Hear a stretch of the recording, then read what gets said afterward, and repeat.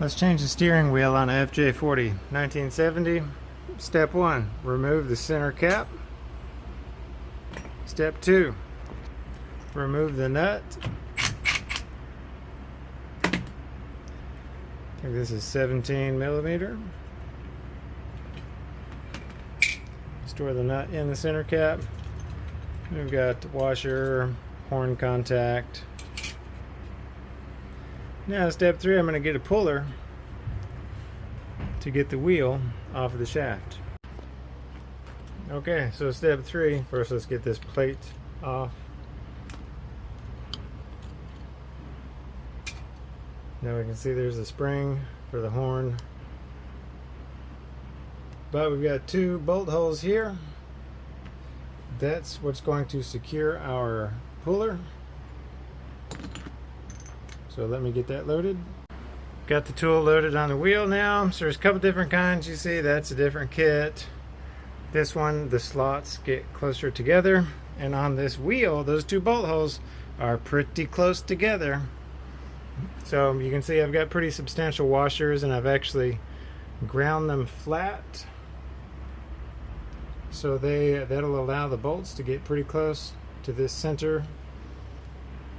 And I'm going to go ahead and tighten this with a ratchet by hand. And that's already broken it free. Okay, there you have it. There's the wheel. And we can see it looks like someone had tried yanking on this thing. So this wheel is just all separated. So it's a good reminder, you have to have a puller most of the time to get the wheel off. Don't just yank on it, especially on plastic wheels, because you risk separating it. And that's why I'm replacing it with this one. So we're going to do the same opposite order, putting them back together. Looks like the cam for the turn signal is good.